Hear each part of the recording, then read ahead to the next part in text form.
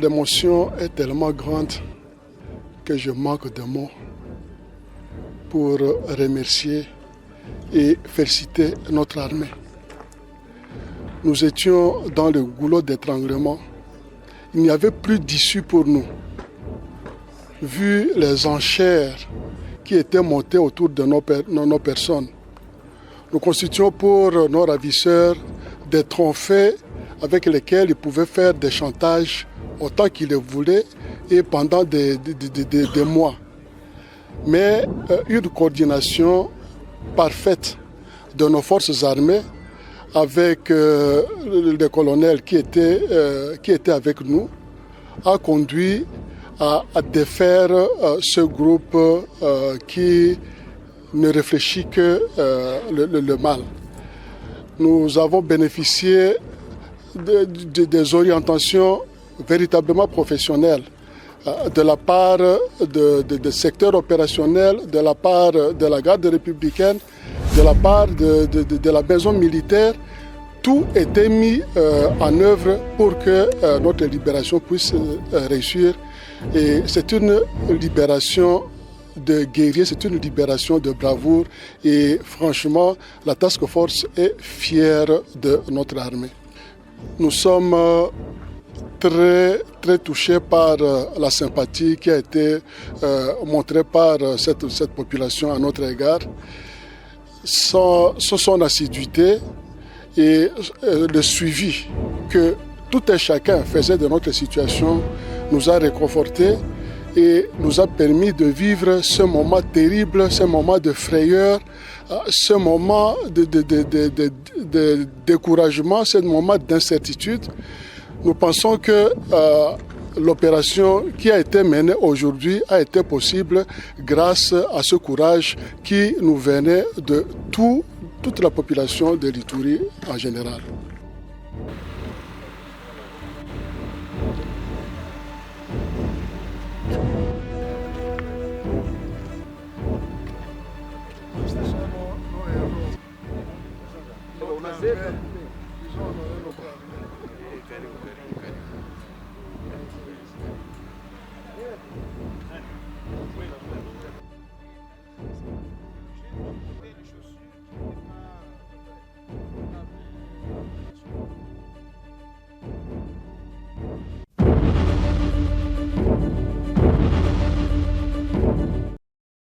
Le mal doit être démasqué même au sein des forces de défense et de sécurité. 3 femmes, un lieutenant-colonel, 2 majors et 2 soldats de rang impliqués dans le ravitaillement des groupes armés en armes et munitions de guerre sont aux arrêts, explique le lieutenant Jules Ngongo, porte-parole de FARDC en Ituri. Nous avons certains éléments des forces armées, un autre groupe avec une femme qui sont tombés dans le filet de services de défense et de sécurité. L'histoire remonte un peu plus loin, où il y a eu de renseignements qu'il y a un groupe des officiers ou des éléments de forces armées impliqués dans la vente de munitions. 4 autres militaires en fuite sont recherchés. Ces éléments FARDC ont été dévoilés par Madame Solange Makoussi, chargée d'achat et des ventes d'armes. Celle-ci a été arrêtée le week-end sur la route Bambou-Kobo à Djougou, à la barrière du pont Nizi, lors du contrôle par les éléments du 312e bataillon voltigère avec plus de 700 munitions PKM, a dit le porte-parole des opérations militaires en Ituri. Ce présumé criminels sont appréhendés avec les engins roulants, facilitant l'acheminement des munitions vers l'ennemi. Le gouverneur militaire, le lieutenant-général Luboya Kashamadjoni, a interpellé tout et chacun à cesser d'encourager le mal. Donc, mettons-nous ensemble,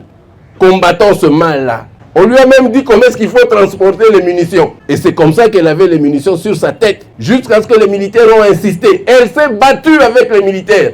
Elle a donné l'argent aux militaires, les militaires ont refusé. Et hommage à ces militaires-là, vraiment. Grande félicitations, vraiment. Prenons-nous la main dans la main pour qu'on ait vraiment la paix. Le jour où nous, les Ituriens, nous allons dire ça s'arrête aujourd'hui, ça va s'arrêter aujourd'hui. Prenons-nous la main dans la main pour qu'on ait vraiment la paix. Je demande encore à cette population, je demande aussi aux leaders politiques, à tous ceux-là vraiment qui aiment le pays, aidez-nous pour qu'on termine, on en termine une fois pour toutes. Cette énième arrestation à cette période de l'état de siège vient répondre à la volonté manifeste du chef de l'État, Félix Antoine Tshisekedi Tshilombo, celle de mettre fin aux magouilles et pratiques d'antivaleurs qui minent les forces de défense et de sécurité. Ces militaires indisciplinés et leurs collaborateurs civils sont mis à la disposition de l'auditorat militaire où ils vont répondre de leurs actes.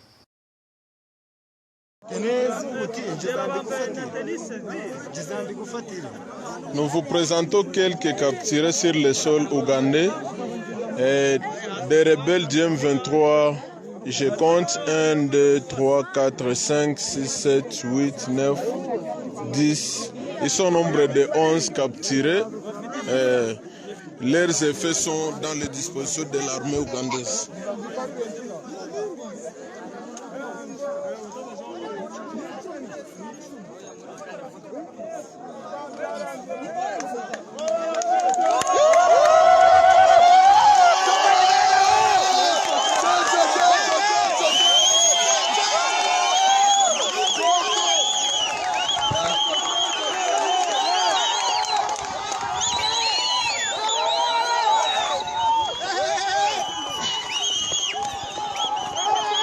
Les forces ougandaises et les forces congolaises ça accompagnent les capturés. Ils accompagnent les capturés vers Ouganda.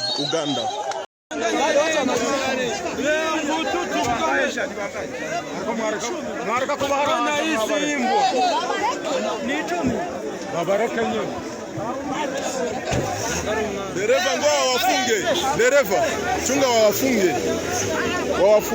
wanawafunga.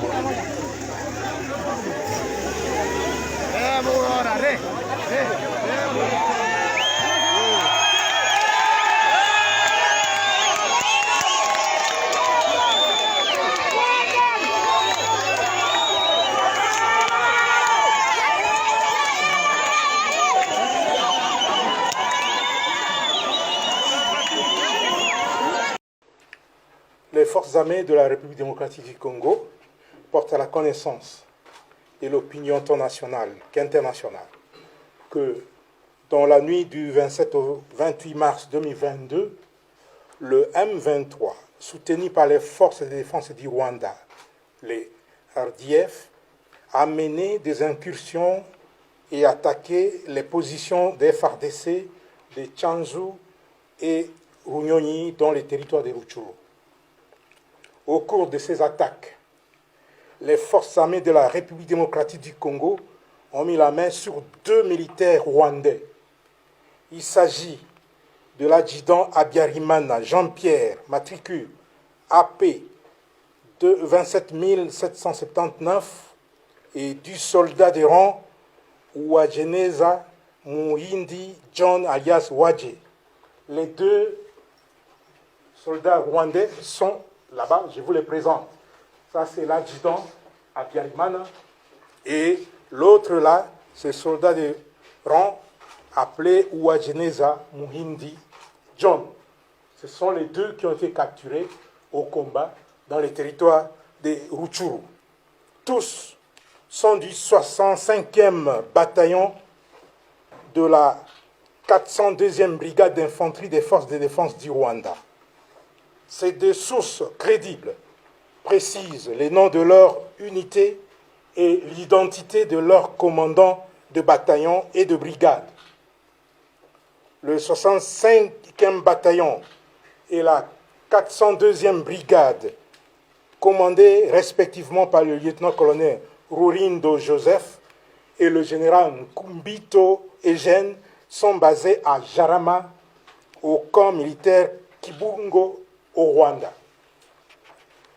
Au regard des informations fiables fournies par ces 2 sources crédibles, les FARDC s'interrogent sur le sens de la mutualisation des efforts en vue des opérations conjointes avec un partenaire qui ne respecte ni ses engagements vis-à-vis de la RDC, encore moins sa propre parole à l'occasion des différentes rencontres et échanges entre leaders à tous les niveaux, avec la promesse de poignarder la RDC dans le dos.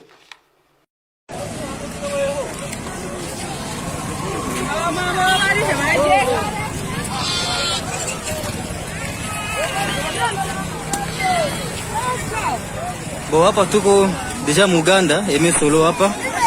Aimé Solo en personne. Tuko déjà Muganda, tushavuka. Menisha poteana na benzangu wote. Sio kata biko wapi.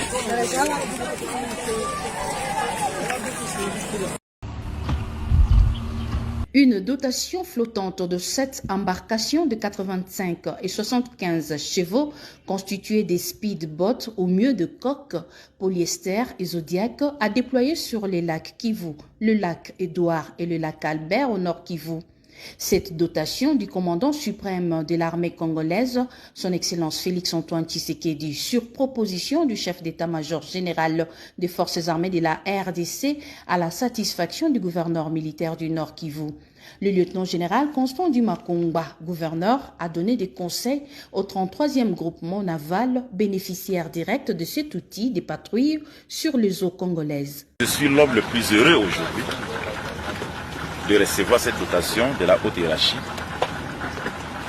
Le commandant suprême, pendant cet état de siège, tient plus à la sécurité de notre population. Voilà encore une fois l'équipement nécessaire qui va vous servir pour sécuriser notre population. Et aussi surveiller notre frontière la cuisse,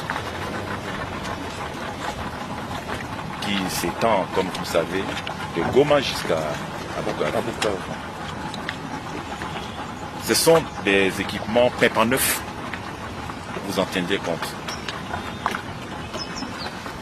Surtout de les utiliser en bon escient. Des patrouilles de combat, des missions évidentes, la lutte contre la pêche illicite, le braquage des fraudeurs sur les eaux congolaises, voilà les missions de cette dotation qu'explique ici le général Rachidi. Ça va nous aider plus pour traquer les pêcheurs clandestins et lutter contre le brigadage. Ce matériel ont la capacité de transporter jusqu'à une section des Marines équipée de PKM et de Motorola pour la communication.